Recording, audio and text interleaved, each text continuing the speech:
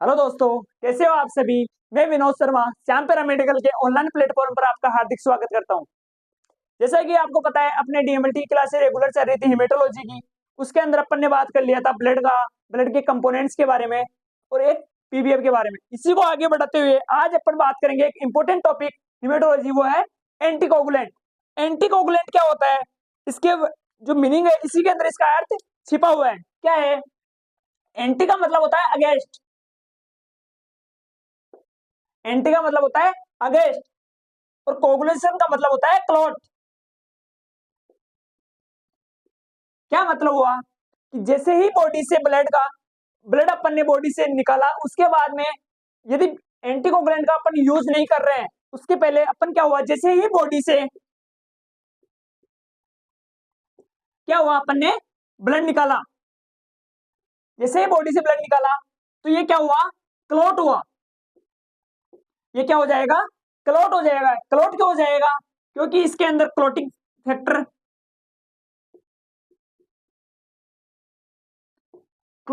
इसमें प्रेजेंट है। कितने क्लोटिंग फैक्टर होते हैं? वो होता है 13। अब ये 13 कौन कौन से होते हैं, इसके अपन आगे नेक्स्ट वीडियो में बात करेंगे। अभी ये समझो, जैसे ही बॉडी से अपन ने ब्लड निकाला तो वो क्या हुआ, क्लॉट हो जाएगा। किसके बिना? एंटीकोगुलेंट के बिना। अब क्या हुआ, इस क्लॉट से बचाने के लिए जैसे ही क्लॉट हुआ तो इसके बाद में अपन इसका फर्दर इन्वेस्टिगेशन नहीं कर सकते।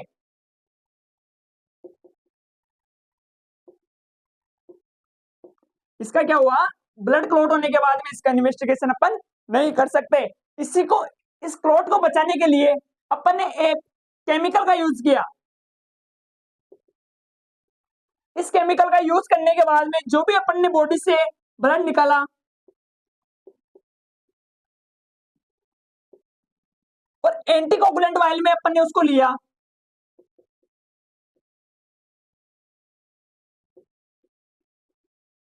एंटीकोगुलेंट वाइल में अपन ने लिया, तो इसका जो एंटीकोगुलेंट जो नेचर है, इसका जो केमिकल नेचर है, वो क्या हुआ, वो ब्लड के साथ मिक्स होने के बाद में जो इसकी क्लोटिंग फैक्टर की जो एक्टिविटी है, क्या है, क्लोटिंग फैक्टर की जो एक्टिविटी है उसको क्या कर देगा, रिड्यूस कर देगा। Inactive form of clotting factor.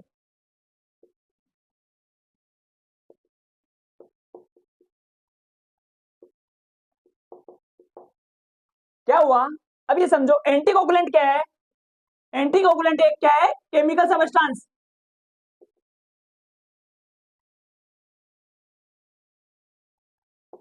ये केमिकल सबस्टांस है, ये क्या करता है, ये ब्लड को क्लॉट होने से बचाता है या प्रिवेंट करता है, ब्लड को क्लॉट होने से बचाता है।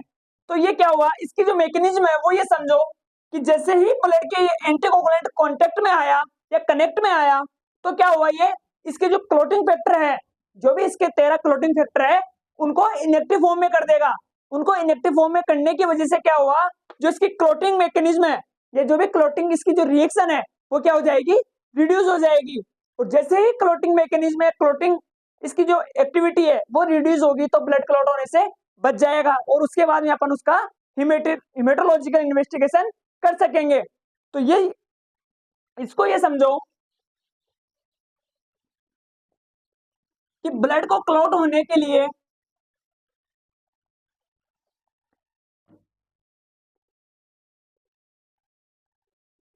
ब्लड को क्लॉट होने के लिए किसकी रिक्वायरमेंट हुई, क्लॉटिंग फैक्टर की।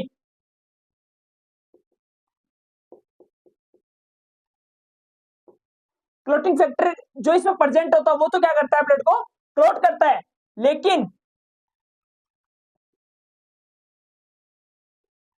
ब्लड को अपने को क्या करना है, इसको प्रिवेंट करना है। प्रिवेंट क्यों करना है, प्रिवेंट इसी वजह से करना है क्योंकि यदि अपन हिमेटोलॉजिकल इन्वेस्टिगेशन या हिमेटोलॉजिकल जो टेस्ट होंगे वो क्लोटेड ब्लड का से अपन उसका टेस्ट डिटरमाइन नहीं कर सकते। इसी वजह से उसको क्लोट से बचाने के लिए अपन ने क्या किया, उसमें एंटीकोगुलेंट केमिकल्स का यूज किया। तो उससे क्या हुआ, जो भी इसके जो क्लोटिंग फैक्टर है उनकी जो एक्टिविटी है वो क्या हो जाएगी, रिड्यूस हो जाएगी और ब्लड क्लोट होने से बच जाएगा। प्रिवेंट ऑफ क्लोट, क्लोट होने से बच जाएगा। अब बात आती है कि कौन कौन से वो एंटीकोगुलेंट है, कौन कौन से वो एंटीकोगुलेंट है जो जिनका यूज अपन हिमेटोलॉजिकल इन्वेस्टिगेशन में करते हैं। तो टाइप ऑफ एंटीकोगुलेंट, तो ये दो प्रकार के होते हैं, एक होते हैं नेचुरल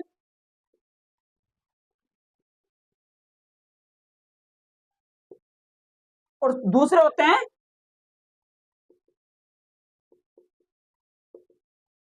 आर्टिफिशियल, जिनका अपन फॉर्मेशन करते हैं। तो ये जो नेचुरल एंटीकोगुलेंट है उसके अंदर आता है हिपेरिन, इसके अंदर क्या आता है, इसमें आता है हिपेरिन। और जो आर्टिफिशियल है उसके अंदर कौन कौन से आएंगे, उसमें आएगा ईडीटीए, ऑक्सिलेट,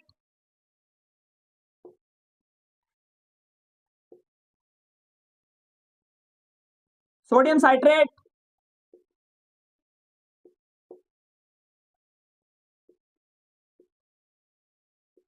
सोडियम फ्लोराइड,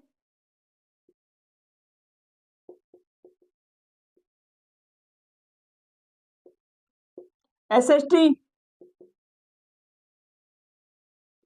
और प्लेन ट्यूब।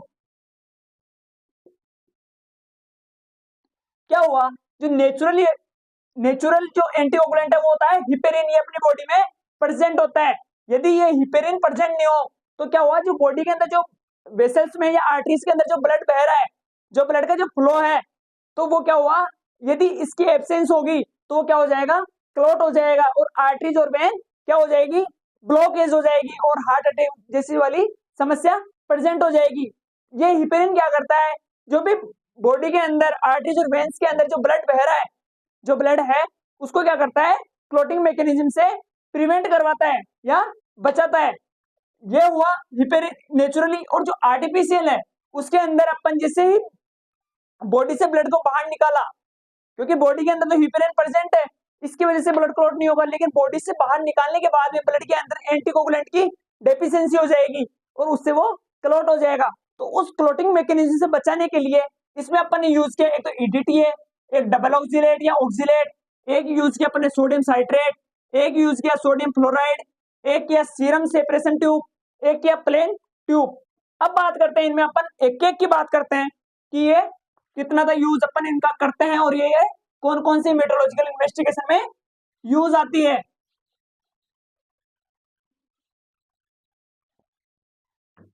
फर्स्ट है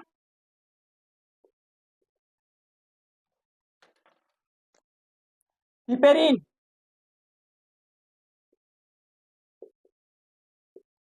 हिपेरिन क्या है, ये है नेचुरल एंटीकोगुलेंट।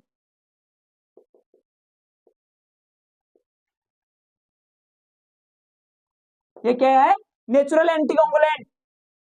फिर है इसकी जो वाइल है उसका जो कलर होता है वो होता है ग्रीन, ग्रीन कलर की ये वाइल होती है। फिर बात आती है इसकी कंसेंट्रेशन की।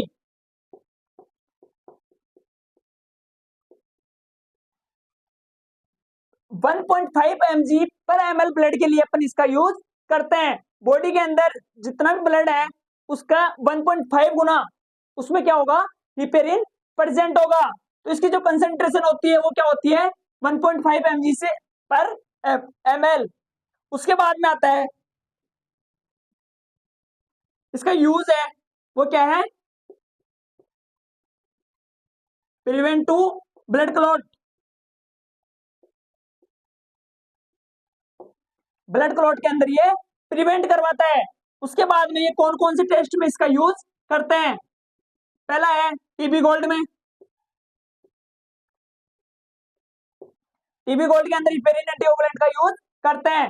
दूसरा है ओएफटी में, ओएफटी क्या हुआ, ऑस्मेटिक फ्रेगिलिटी टेस्ट, इसके अंदर भी हिपेरिन का यूज होता है। और एक हुआ एलिसेल टेस्ट, LCl कौन सा हुआ? ल्यूप्रेस, इरिथ्रोपोइटस।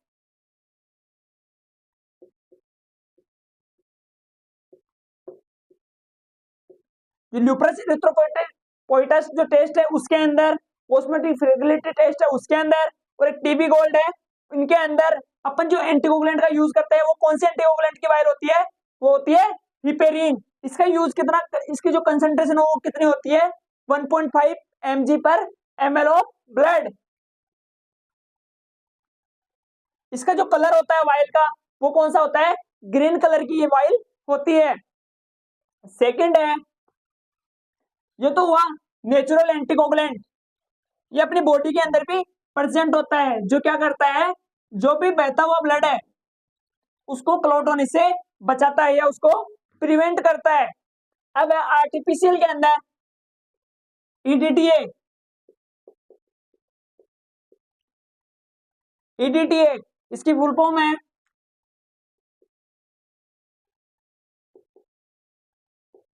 इथाइलिन डाइएमीन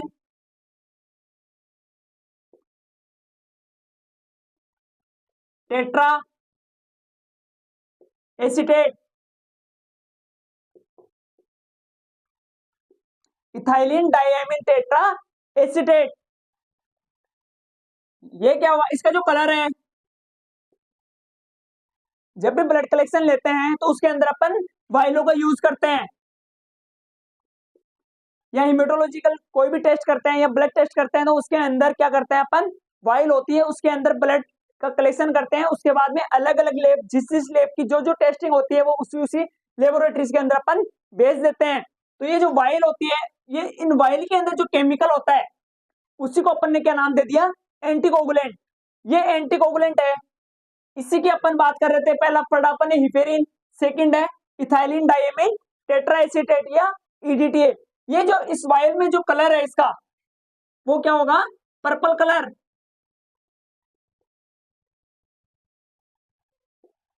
पर्पल कलर का जो वायल होती है उसके अंदर जो भी एंटीकोगुलेंट होता है वो कौन सा वाला होता है? होता है ईडीटीए। इसकी जो कंसंट्रेशन है वो होती है 2 mg पर ml ऑफ ब्लड। कितनी होती है? 2 mg पर ml ऑफ ब्लड। फिर इसका यूज कौन कौन से टेस्ट में होता है? एक होता है सीबीसी में, कंप्लीट ब्लड सेल काउंट। एक होता है ईएसआर में, एक होता है पीसीबी में, पीबीएफ। इनके अंदर किसका यूज होता है? ईडीटीए का। एक होता है HbA1c,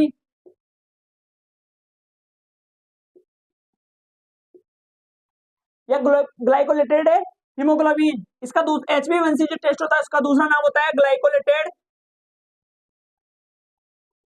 हीमोग्लोबिन। इसमें क्या होती है, जो शुगर होती है उसके 3 महीने की अपन हिस्ट्री ले सकते हैं कि 3 महीने में शुगर कितना रिकवर हुआ है, कितना इंक्रीज हुआ है। तो ये जो भी टेस्ट है शुगर के, ब्लड शुगर, इनके अंदर ईडीटीए का यूज करते हैं।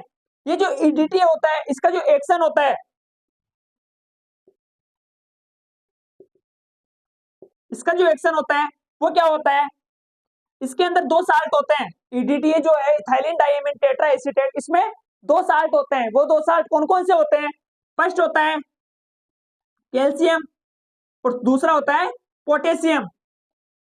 ईडीटीए के 2 साल्ट होते हैं, कैल्शियम और पोटेशियम। ये कैसे कार्य करते हैं? ये सिक्वेस्ट्रीन कहलाते हैं। इनके जो 2 साल्ट है इनको कमांडली अपन बोलते हैं सिक्वेस्ट्रीन।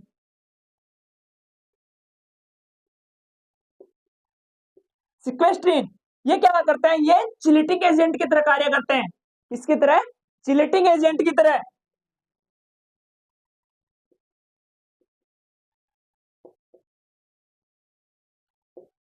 ये चिलिटिक एजेंट की तरह कार्य करते हैं और क्या करते हैं? ईडीटीए के साथ कैल्शियम जो ब्लड में कैल्शियम प्रेजेंट है उसके साथ क्या करेगा, ये कॉम्प्लेक्स बना लेगा।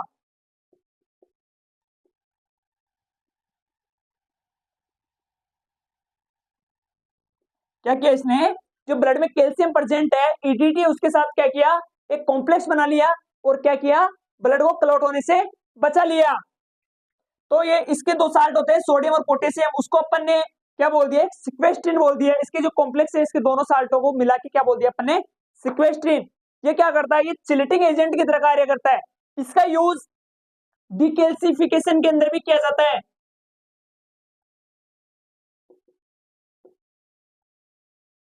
जो डिकैल्सिफिकेशन की जो प्रोसेस होती है उसके अंदर भी ईडीटी का यूज किया जाता है। फिर आता है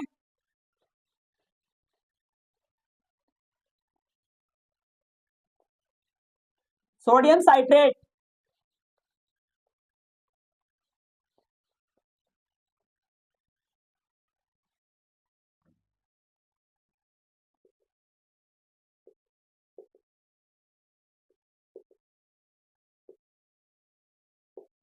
सोडियम साइट्रेट एंटीकोगुलेंट होता है। ये क्या होता है, इसमें इसका जो यूज होता है वो करते हैं, एक तो पीटी टेस्ट, प्रोथ्रम्बिन टाइम, एक करते हैं पीसीबी में, एक करते हैं ईएसआर में। लेकिन जो इसका यूज है, जो इसके यूज की जो कंसंट्रेशन है वो कितने लेते हैं अपन, 3.8%।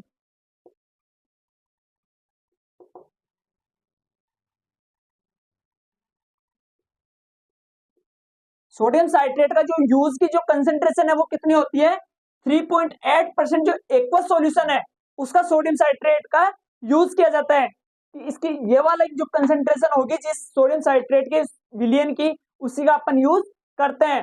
इसकी जो यूज करने की जो क्वालिटी है या क्वांटिटी है वो भी अलग अलग होती है। ईएसआर में जो इसका यूज होता है वो होता है 4:1 में।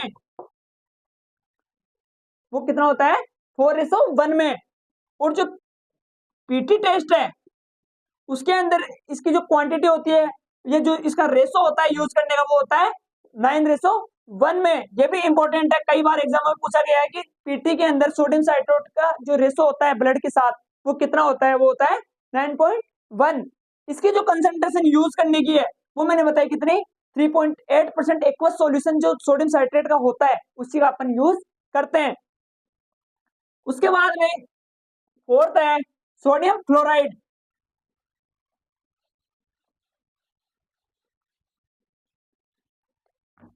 सोडियम फ्लोराइड, सोडियम फ्लोराइड का जो यूज होता है, इसका जो कलर होता है वो होता है ग्रे कलर। इसका जो कलर होता है वो होता है ग्रे कलर। इसका यूज होता है ब्लड शुगर में।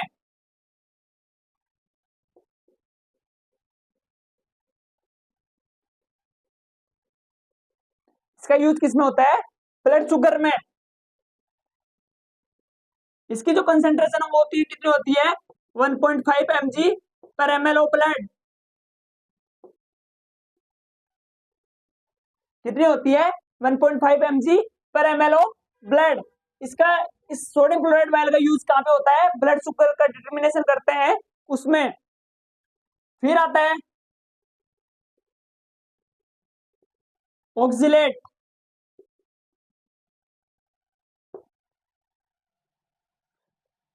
इसमें क्या होता है, इसके अंदर इसका जो यूज की जो कंसंट्रेशन है वो कौन सी वाली होती है, इसके अंदर एक तो अमोनियम ऑक्सिलेट प्लस सोडियम या पोटेशियम ऑक्सिलेट, इन दोनों को कंबाइंड करके बनाया जाता है। तो इन दोनों को कंबाइंड करने के बाद में जो बना उसको अपन ने बोल दिया डबल ऑक्सिलेट।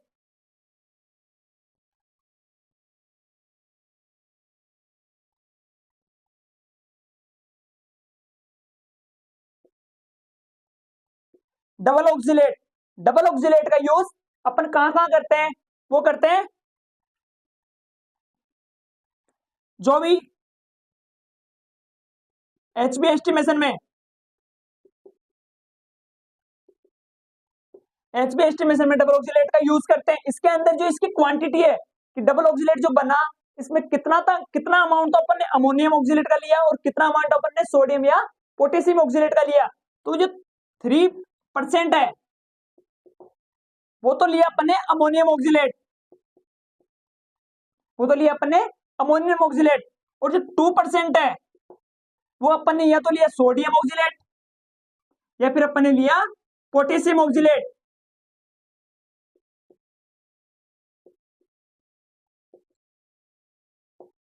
इसका जो यूज हुआ कितना हुआ 3:2 में, कि 3 पार्ट तो अपन ने लिया अमोनियम का और 2 पार्ट लिया अपन ने तो सोडियम का ले लिया या पोटेशियम का ले लिया। इसकी जो यूज करने की जो कंसेंट्रेशन है वो कितनी है 2.5 mg पर 1 ml ऑफ ब्लड। इसकी जो कंसेंट्रेशन है वो कितनी है 2.5 mg पर ml ऑफ ब्लड। फिर आया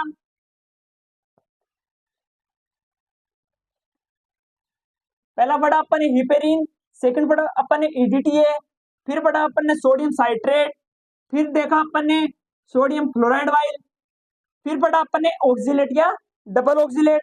उसके बाद में आता है SST सीरम,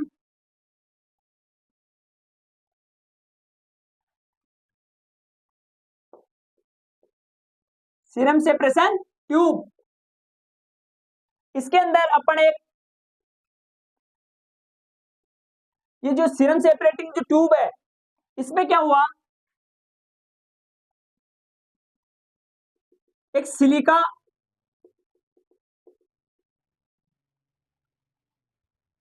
पार्टिकल का यूज करते हैं।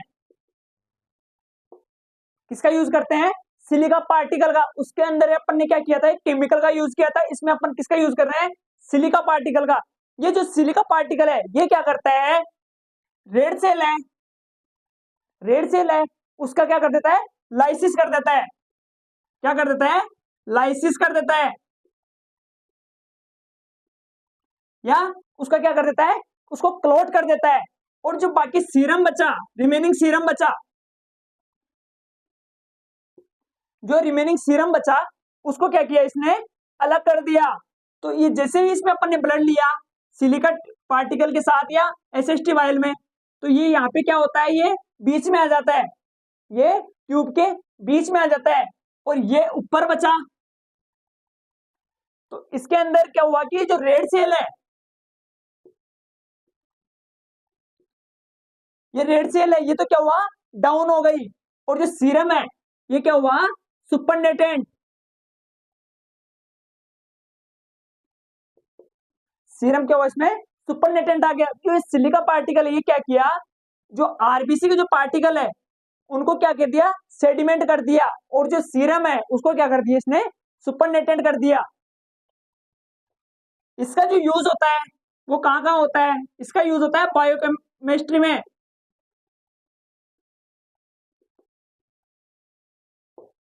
बायोकेमिस्ट्री इन्वेस्टिगेशन में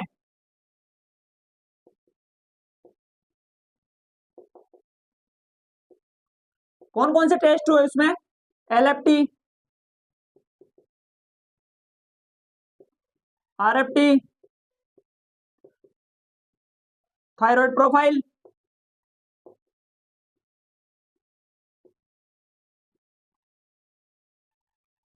हॉर्मोन्स।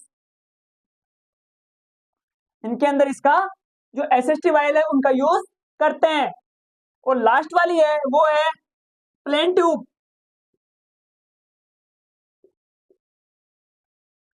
ये जो प्लेन ट्यूब है इसका जो यूज करते हैं वो अपन करते हैं ब्लड बैंक में या सीरोलॉजिकल टेस्ट में।